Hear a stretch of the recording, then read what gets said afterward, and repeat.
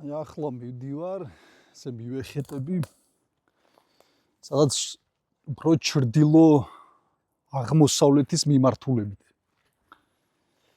ხო და აი ზურგს უკარო წავიდე რა, და იქ ბილიკებით და გზებით რომ ისე დავბრუნდე. მივალ სადღაც მე-18 საუკუნის 10-ან 20-ან წლებში დაარსებულ ტაძართან. რომელიც ხო მე-20 საუკუნეში, სადაც მე-20 საუკუნის მეორე ნახევრიდან 50-იანი წლებიდან, როგორც მახსენდება, მონასტრადაც გადაკეთდა და აი დღემდე იქ არის ავგუსტინელთა მამათა მონასტერი. ხო. ეგეთი წყნარი, მშვიდი, ჰარმონიული სიჩუმის გარემო არის გარშემო. სკამებია, სადაც ხალხი იკრიბება, ლოცულობს და ასე შემდეგ.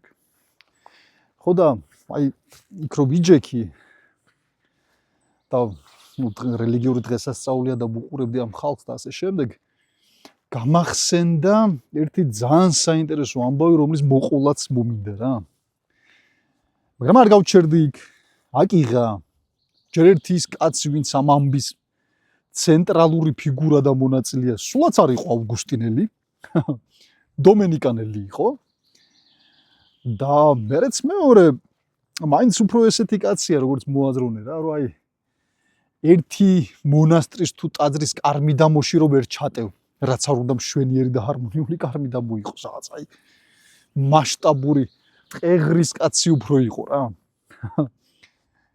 ხო, ეს კაცი იყო მეომართა, ხედართა და რაინთა გვარის ჩამომავალი ფონ ეკართების გვარს ეკუთვნოდა. სულად ახალგაზრდა შეიყვანეს დომენიკანელთა ორდენში. მან მიიღო შესაბამისად ამ ორდენისათვის დამახასიათებელი ფუნდამენტური ეგეთი წიგნიერი განათლება, მერე საფრანგეთშიც იყო, პარიზშიც სწავლობდა, მაგისტრის ხარისხი მიიღო და აქედან მისი წოდება, რომლითაც ცნობილია ფილოსოფიის, რელიგიისა და თეოლოგიის ისტორიაში, ეს არის მაისტერა ეკარტი. ხო, ახლა ჯერ ბატონო. ეს დიდებული მოაზროვნე, რომელმაც კოლოსალური კვალი დატოვა, რა თქმა უნდა, აზროვნების ისტორიაზე დღემდე მე-20 საუკუნე, მათ შორის 21 საუკუნე იხსენებს ამ კაცს, კითხულობს, სწავლობს, მარტო ისიც რა დღირს მარტინ ჰაიდეგერმა, რომ მას ცხოვრებისა და ფიქრის დიდი ოსტატი რო უწოდა, ხო? ვთქვი, აი რა გამახსენდა ხე იქ რო ვიჯექი სკამებზე. ნუ დომენიკანელი იყო, როგორც გითხარით, ეს ორდენი ცოტათი ადრე დაარსდა, სხვათა შორის, ვიდრე ავგუსტინელების ორდენი. ეს ავგუსტინელების ორდენი სადღაც მე-13 საუკუნის 40-იან წლებში დაარსდა და დაახლოებით 20 წლით ადრე უნდა იყოს დაარსებული, ესეც მე-13 საუკუნეში, ესე იგი, დომენიკანელთა ორდენი. ვარსი ისაა, რომ დომენიკანელთა ორდენი ჯერ ერთი თავისი მიმდევრებისგან, თავისი წევრებისგან ითხოვდა მედიკანტორობას, ანუ მათხოვრულობას, სიღარიბეს რა. და მერეც მეორე რაც კიდევ უფრო მნიშვნელოვანია ხა ამ შემთხვევაში, ეს იყო ქადაგებაზე და სწავლებაზე ორიენტირებული ორდენი. აი რამდენიმე ესეთი პრინციპი ქონა, მათ შორის რომ მთელი სამყარო უნდა მიიღო როგორც მონასტერი. ნუ შესაბამისად ეს ნიშნავს, რომ რომელიმე ერთ ლოკაციაზე მიჯაჭულობა, რაც სხვა ორდენებს ახასიათებთ ხოლმე და ახასიათებდათ, ნუ ეს არ იყო მისაღები. შენ უნდა შეგძლებოდა რომ გეხეტიალა, იმიტომ რომ ყველგან ღვთის სახლია, ყველგან ტაძარია რა. ამავე დროს ქადაგება ეფუძნებოდა არაუბრალოდ ესეთ ავტორიტეტის გამოყენებით ზეწოლას, რა დაიჯერე და ეკლესიის ავტორიტეტზე სხვები, არამედ ამოცანა იყო მსჯელობის არგუმენტების, მოდი ეგრე ვთქვათ, ახალი დროის ფილოსოფიის ენა რო შემოიღოთ, გონების გამოყენებით დარწმუნების ხელოვნებას რა. შემდა მოგიყვანა ესეთი არგუმენტები და ესეთი რაღაცა მსჯელობა, რომ ეს დამაჯერებელი ყოფილიყო მსმენელისათვის. ხო, მათ შორის მისაღები იყო ხოლმე დისპენსაციები, ანუ იკონომიები, ხო, ნუ ეს არის შეღავათის მიცემა. თუ რაც ნიშნავს იმას, რომ ეხლა თუ სულიერი შვილი ან მრევლი საჭიროებს ამას და მისი სულისთვის ან განვითარებისათვის ეს სასარგებლო იქნება, კანონის კაცრი გამოყენება არ არის მისაღები თუ სასურველი თუ რეკომენდირებული. მე არ ნიშნავს იმას, რომ რა თქმა უნდა, ასეთი იკონომიებით, ასეთი შეზღუდვებით იკონომია უფრო მეტად ახასიათებს აღმოსავლეთ ეკლესიას, აი ორთოდოქსიაში ჩვენში უფრო არის, დისპენსაცია უფრო ლათინური ეკლესიის ამბავია, მაგრამ არცით ერთი და იგივეა, რომ შეღავათს აძლევ გარკვეული რელიგიური კანონის დაცვისას. რაკიღა მისი სულიერი მდგომარეობა თუ ჯანმრთელობა ამას მოითხოვს, მაგრამ ამოცანა ის კი არ არის, რომ კანონი საერთოდ გაუქმდეს და დავიწყებას მიეცეს. ის მაგალითებიც ბევრი გვინახავს და გვსმენია. ანუ ამოცანაა, რომ ეს შენი სულიერი შვილი თანდათან კანონის სრულ, ესე იგი მაქსიმალურ და სრულყოფილ დაცვამდე მიიყვანო. ამ კანონის გააზრება არის ერთ-ერთი მთავარი ნაწილი და პუნქტი, რა თქმა უნდა, ამ გზაზე რა. ხო და აი ამ კაცს, ამ ჩვენს სწავლულ მაგისტრს, მაისტერს მისავე ორდენმა, აი დომენიკანელთა ორდენმა დაავალა ეკადაგა, რა თქმა უნდა. ხამის გარეშე უბრალოდ შეუძლებელია რომ წარმოიდგინოთ ამ ორდენის წევრის არსებობა. მაისტერ ეკარტის ბიოგრაფიაში გამოყოფენ ხოლმე რამდენიმე ძირითად ეტაპს. იქ საფრანგეთში მოღვაწეობის პერიოდია, რა თქმა უნდა, მერე გერმანიაში დაბრუნების პერიოდი, სტრასბურგის პერიოდი, რომელიც დიდი პერიოდია რა. დიდი არა მაინდა-მაინც ხანგრძლივობით, თუმცა 10 წელიწადით ცოტა არა. 1313-დან 23 წლამდე, ანუ შესაბამისად გამოდის, რომ ის ამ დროს სტრასბურგში როდესაც ჩამოდის, ეს არის 50 წელს გადაცილებული კაცი, 53 წლის არის, ხო? და მთელი 10 წელიწადი სტრასბურგში მერე მოღვაწეობს. რაც მთავარია, ეს პერიოდი დიდია პროდუქტიულობისა და მისი შემოქმედებითი რაღაც ესეთი აქტიურობის თვალსაზრისით. მან ძალიან ბევრი ღირებული ტექსტი შეთხზა სტრასბურგში. ხო? აი ეს ეგრეთ წოდებული მისტიკური ქადაგებები, გერმანულ ენაზე შეთხზული ქადაგებები ზუსტად სტრასბურგის პერიოდს ეკუთვნის. აი სიცოცხლის ბოლო პერიოდი მან დაყო კელნში. ხო და იქვე გარდაიცვალა კიდეც 68 წლის ასაკში. კელნში სასწავლიდა დომენიკანელთა მთავარ ინტელექტუალურ და საგანმანათლებლო ცენტრში, ხო, იქ იყო სტუდია გენერალი, სადაც ის წამყვანი ფიგურა იყო მაისტერ ეკარტი. აი ამავე პერიოდის, კელნის პერიოდისა, სწორედ მის წინააღმდეგ დასმენები ერესში ბრალდება, სწორედ რომ ერთს ბიშოპმა ადგილობრივი ეკლესიისა, ანუ კელნის ეკლესიისა დასდო მას ბრალი პაპთან უჩივლა, რომ ეს რაღაცებს მიეդმოედება, ჩმახავს რჯულს ამრუდებს და ერესში ვარდებაო. მართალია მას დომენიკანელთა ორდენი, ანუ თავისი მშობლიური ორდენი გამოესარჩლა და ძალიან აქტიურად დაიცვეს და მასთან ერთად ამტკიცებდნენ, რომ იცი რა ეს არავით არის ერეტიკოსობა არ არის, ერეტიული სწავლება მან არაფერი არ არის. მაგრამ აი როცა გარდაიცვალა, მაინც შედგა რაც განხილვა მისი თხზულებებისა და პაპმა მთელი რიგი დებულებები მისი თხზულებების ან მთლიანად ერეტიკულად მიიჩნია, ერეტიკულად, ან სანახევროდ ნაწილობრივ მაინც ეს ნიშნავს, რომ ცეცხლზე დასაწვავი კაცი არ იყო, მაგრამ სახიფათოდ ნამდვილად ჩაითვალა და მიიჩნეოდა. კაი, ეხლა რა ხდება სტრასბურგში, როდესაც ეს კაცი არის დაახლოებით მეთქი, დაახლოებით რაღა თუ თარიღები და თარიღება სწორად ვიცით და მეცნიერების მიერ სწორად თუ არის ეს ყველაფერი დადგენილი, აი 53 წლისაა რა. ზომიერად მომწიფული თუ როგორ არის ეს კაცი. კარლსონის პონჩი. ორდენმა მას დაავალა ეკადაგა მონაზვნებთან. აი წეღან იქ მონასტერთან რომ იჯექი, გამახსენდა ზუსტად იქ ხალხს რომ უხურებდა. ორდენის სამქადაგებლო პრაქტიკაში იყო სხვადასხვა პროექტებივით, ესე რომ თქვა და ერთ-ერთი იყო კურამანიოლიუმი, რაც ნიშნავს მონაზვნების სულზე ზრუნვა. იმიტომ რომ ქალებს, მონაზონი ქალები მყავს, რა თქმა უნდა, მხედველობაში არ ქონდათ არავითარი განათლების მიღების უფლება, რაც იმას ნიშნავს, რომ ისინი ლათინურ ენას არ სწავლობდნენ, შესაბამისად ძირითადი თეოლოგიური საღვთისმეტყველო ლიტერატურის კითხვის არავითარი შესაძლებლობა მათ არ ქონდათ. ამიტომ რჯული იცოდნენ კატეხიზმოს დონეზე რა, კატეხიზაციას რა თქმა უნდა გადიოდნენ, ძირითადი რიტუალური თუ ლიტურგიკული და რჯულისმიერი პრინციპები გააზრებული ქონდათ, მაგრამ ძირითად ესე იგი მთელი მათი ცოდნა და წარმოდგენა რჯულის შესახებ ამოიწურებოდა ამით. ამიტომ იყო ეს კურა, ეს მზრუნველობა მათ სულზე აუცილებელი და საჭირო. და დომენიკანელი ბერი, რაღა დომენიკანელი ბერი იქნებოდა, თუ კი ამას მხოლოდ ესეთი მამისმიერი მოწოდებებით შემოფარგლავდა. არა, როგორც ორდენში მიღებული იყო ღრმა წიგნიერების, სულიერების და თეოლოგიური არგუმენტების გამოყენებით წარიმართა ეს საქმე. საერთოდ არსებობს ეგეთი დისკუსიაც რა მაისტერ ეიქარტის ბიოგრაფებს შორის. ადრე მაქვს ესეთი ნაკითხი, ძალიან საინტერესო დისკუსია არის, აი წეღარა ვახსენე, აი ამ მისი გერმანული მისტიკური ქადაგებების წარმოშობის შესახებ.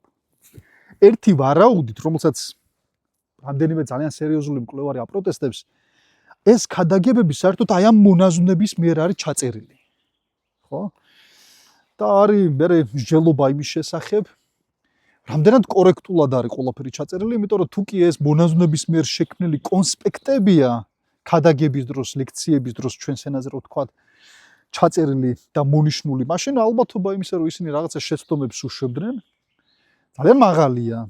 რას იგებდნენ, როგორ იგებდნენ, რამდენად კორექტულად აღიქვამდნენ ამ საკმაოდ რთულ მისტიკურ და თეოლოგიურ ნააზრევს, ხო? კიდევ ერთხელ ხა ამაზე დისკუსიაა და ბევრი ზოგიერთი სერიოზული ყოველ შემთხვევაში ავტორი მკვლევარი ამას რომ ეგრე არ არის, კაცო, ხა იქ რაღაც შემთხვევითობას ვერ მივავწერთ და ვერ დავაბრალებთ ამ დიდი მოაზროვნის სიღრმისეულ განაზრებებს რა. როგორც უნდა იყოს, აქ მაგარი უქადაგია სტრასბურგში, მაგარი ჩაუტარებია მაისტერ ეიქარტს.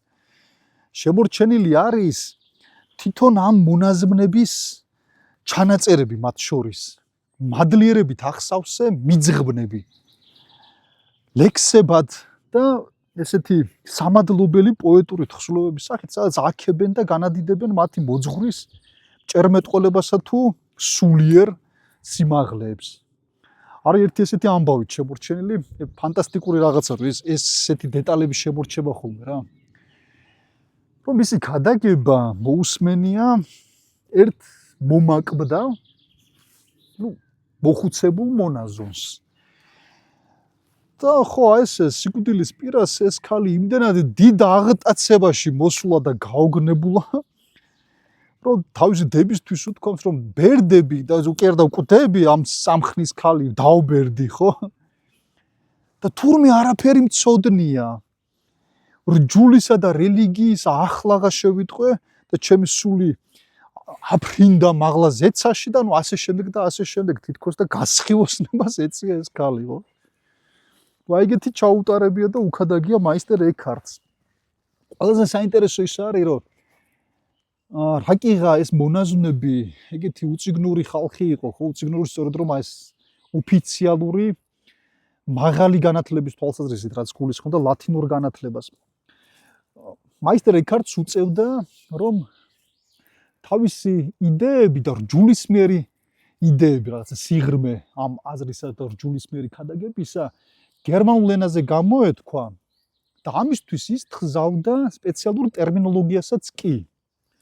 და ტერმინები, რომლებითაც სავსეა მისი განსაკუთრებით მისტიკური ქადაგებები, თითქოს სწორედ აი ამ პერიოდში შექმნა, გამოიგონა უბრალოდ რა.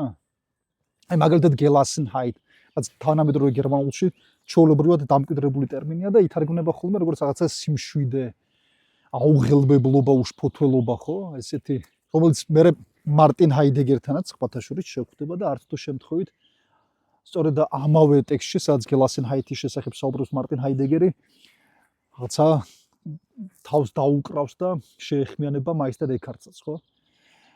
ხო, მაგალითად, რავი, ზელენგრუნდ, რაც სულის ფსკერს ნიშნავს, ისტიხკაით, ნუ არსებობის შინაარსის მქონე და ნუ ასე შემდეგ და ასე შემდეგ ძალიან ბევრი საინტერესო და სიღრმისეული სიტყვა შეუთხსავს.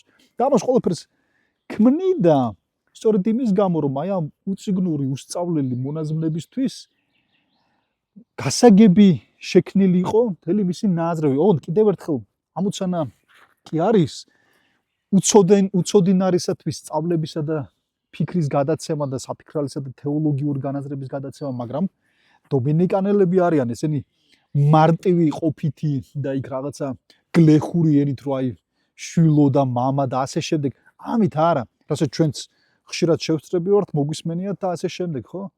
ამით არ შემოიფარგლებიან. მსჯელობა უთუოდ იქნებოდა სიღრმისეული. აი კიდევ ერთხელ აი ეს ეკონომიაზეც რო ვთქვი, ხო, აი შეღავათზეც რო ვთქვი, ამოცანა არის შეღავათი, მაგრამ არა იმის გამო, რომ საბოლოო ჯამში მოიხსნას სირთულე, არამედ პირიქით სირთულისკენ გაიხსნას და წავიდეს მსმენელი რა. რატო არის ეს ქადაგება ეგეთი ნიშანდობლივი? და თუ კი სწორია ვარაუდი, კიდევ ერთხელ სათუო, მაგრამ მაინც რომ საერთოდ ეს მისტიკური ქადაგებები ამ პერიოდს ეკუთვნის და მონაზვნების მიერ არის ჩაწერილი ასე შემდეგ, მაგარი კომედია იქნებოდა, მართლა ეგრე რო იყოს ეს ყველაფერი, სამწუხაროდ საბოლოო გადამოწმება თითქმის შეუძლებელია. სერიოზული შედავებები არსებობს, თუ გნებავთ რავით, მაგაზეც ცალკე მოვყვები, ძალიან საინტერესო თხზულებები მაქვს ნანახი ამის შესახებ. ხო და რატო არის საინტერესო ეს ყველაფერი მეთქი? აი ამ დაშვების და აი ამ რაღაცა ვარაუდების ფარგლებში. იმიტომ შენ ხარ ჩემი ბატონი, რომ ქალის ძალიან ფემინისტურ თემას უნდა შევეხო. ქალის სიკველისა და გონიერების შესახებ უდიდან არსებობდა შეკითხვა, რომელსაც ჩვენ ჯერ კიდევ არისტოტელეს პოლიტიკაში ვაწყდებით, ხო? აი ეგრე. მსჯელობა იმის შესახებ, რამდენად შეუძლია ქალს კველად ყოფნა, ანუ რამდენად შეუძლია და ხელეწიფება, რომ იყოს ქველი. სიკველეში და კველად ყოფნაში გნებავთ, ხო, ეს ნამეტრად კარგი ქართულით რო თქვათ, იგულისხმება გავარჯიშებულობა, არეტე, გაწაფულობა, ოღონდ გაწაფულობა არა რაიმე ხელსაქმეში, ან თუნდაც როგორც საქალებო ტრადიციული განათლება გულისხმობდა იქ რაღაცა ცეკვის, სიმღერის, ან როგორც ინდოეთშიც იყო ხოლმე სქესობრივი სექსუალური ქცევის რაღაცა ოსტატობაში. არა, ეს ქალს რო შეეძლო და გამოსდიოდა ეს ყოველთვის ყოლა მიცოდა, ამაში დარწმუნებულები იყვნენ. აი ინდოეთის ტრადიციული განათლება ამას კაფიოთ აფიქსირებდა, ქალისთვის მიცემული ტრადიციული განათლება. არამედ რამდენად შეეძლო ქალს სულიერ საქმეში გაწაფულობა. აი რასაც არისტოტელე დიანოეთიკურ სიკველეებს მაგალითად უწოდებს. რამდენად არის ეს ყველაფერი ხელმისაწვდომი ქალისთვის. ალბათ სასურველი იქნებოდა არისტოტელეს ამ სიკველეების სისტემის შესახებაც, იქ ეთიკური, დიანოეთიკური სიკველეები და ასე შემდეგ ცოტა უფრო დეტალურად გვესაუბრა. მაგრამ საკმაოდ დიდი გამოვა საუბარი, შორს წამიღებს სიტყვა და ამიტომ ცალკე გადავიტანოთ, ცალკე რაღაცა რომელიმე სხვა ხეტიალის დროს მაგასაც მოვყვები. ხო და შენ ხარ ჩემი ბატონი, ეს შეკითხვა არისტოტელესთან არის ფუნდამენტური. იმიტომ რომ არისტოტელეს მსჯელობა გამოიყურება ასე. ის მსჯელობს სახელმწიფოს შესახებ, ოჯახის შესახებ, ოჯახის აუცილებლობების თაობაზე, მაგალითად იმის შესახებ, რომ ოჯახს ჭირდება მონა, რომ მონა ეს არის ცოცხალი ხელსაწყო ადამიანი, რომელსაც სიკველე არ შეუძლია, ის არის მხოლოდ და მხოლოდ ბატონისგან მიცემული დავალებების შემსრულებელი ინსტრუმენტი, ანუ მხოლოდ იმდენად ხელეწიფება ზიარება სიკველესთან, რამდენადაც უნდა აღიქვას მიცემული დავალება, ანუ გენერალური დავალება, რომელსაც მას აძლევენ. და მიმდინარე დავალებები საკუთარ თავს თვითონვე უნდა მისცეს და დაავალოს, ხო? მაგალითად, რა ვიცი, ავიღო ჩაქუჩი დავარტყალ ბურსმას, ეს თავის თავს თვითონ უნდა დაავალოს. მაგრამ რადგან მას მომავლის გამოცნობა, შესატყვისი და მართებული დასკვნების გამოტანა და ასე შემდეგ არ შეუძლია, რა თქმა უნდა, ის მხოლოდ და მხოლოდ შემსრულებელია, ცოცხალი ინსტრუმენტია. ეს არის მონის დეფინიცია არისტოტელეს თანახმად. და აი ამ მსჯელობას მოყვება შემდგომ უკვე შეკითხვა და რაღაც მსჯელობა ქალის შესახებაც. სხვა შორის იქვე მათ შორის მსჯელობა არის პირუტყვის თაობაზე, რომ ოჯახის სრულფასოვნებისათვის აუცილებელია პირუტყვიც, აი მონაც საჭიროა, ინსტრუმენტებია საჭირო, ჩაქუჩი გჭირდება, თოხი, ბარი, პირუტყვი გჭირდება, მონა გჭირდება და ცოლიც ხომ გჭირდება. გამრავლებისთვის მინიმუმ ეს ბერძნებთან ცოტა ეგეთი პრობლემური საკითხია. ხო და შეუძლია თუ არა ქალს სიკველი, ხელეწიფება თუ არა არის, თუ არა მისთვის ხელმისაწვდომი. ეს შეკითხვა და ეს მსჯელობა რაღაცა გაგებით არის ღია არისტოტელესთან. იმიტომ რომ ხოლოდღა მე-20 საუკუნეში და აი უახლეს ისტორიაში გაეცა აი ამ მსჯელობასა თუ შეკითხვას კვლავ რო ასე დავარქვათ, საბოლოო და გადამწყვეტი პასუხი, ხო? მთელი ამ ხნის განმავლობაში არისტოტელედან ვიდრე დღემდე და თანამედროვეობამდე არისტოტელეს შეკითხვები შეუძლია თუ არა სიკველე, რომელი სიკველეები ამისთვის ხელმისაწვდომი და ასე შემდეგ. რა თქმა უნდა ღია იყო. ხო? ნუ არისტოტელე რა თქმა უნდა იმასაც გვეუბნება, რომ ბარბაროსებივით არ უნდა მოიქცეთ საკუთარ ცოლებს. მაგრამ ქალის საკითხი ძველ ელინებთან პრინციპული შეზღუდვებისა და რეგულაციების ქვეშ მოქცეულია. ნუ იქ მაგალითად ქალს გინეკეონში უნდა ევალებოდა დარჩენა საკუთარ საქალებო ნაწილიდან გამოსვლის უფლება არ ქონდა. თუ გავიხსენებთ ოდისევსის თავგადასავლებს, იქ რომ დიდად პატიოსანი და კეთილ მორჩილი ცოლი არ გამოდის და იქ ყოველ შემთხვევაში მუდმივად თუ არა უმეტესად გამომწყდეული არის თავის საქალებო ნაწილში და ხელსაქმით. გახსოვთ ახლა სიუჟეტი რო აღარ მოვყვეთ ასე შემდეგ არის დაკავებული და გართული არა? ეგ ძალიან ბერძნულია ნებისმიერი ელინია გაიგებდა ამას და იტყოდა რომ აი კი კაცო აბა რა პატიოსანი ქალი ეგრე უნდა იყოს. რა უნდა ახლა იქ საქალებო ნაწილის გარეთ რას უნდა დაეთრეოდეს იქ. ხო და აი ამ რეგულაციების ჩარჩოებში შეკითხვა იმის თაობაზე გამოდგება თუ არა ქალის სიკვდილისთვის, გამოდგება თუ არა იმისთვის რომ ის გაფართოვდეს, გაიხსნას ამაღლებისკენ სულიერი სმის აი ეს რაღაცა ნაბიჯები გადადგას. სულ იყო ეს შეკითხვა რა თქმა უნდა. ამიტომ აი ეს დომენიკანელთა პროექტი მონაზონთა სულზე ზრუნვის შესახება რა უნიკალურიო ვერ ვიტყვით, იმიტომ რომ ეგეთი რაღაცები ხდებოდა ხოლმე მანამდეც მას შემდეგაც, მაგრამ მაინც გამორჩეულია. მით უმეტეს, როდესაც მაისტერ ეკარტს მიაგზავნია და მაისტერ ეკარტი ასწავლის. კიდევ ერთხელ ეს არ არის რაიმე მარტივი თუ ხშირად არც თუ მარტივი, მაგრამ ყოველ შემთხვევაში ხშირად და უმეტესად გამეორებული ეთიკური ნორმების დაცვისაკენ მოწოდება.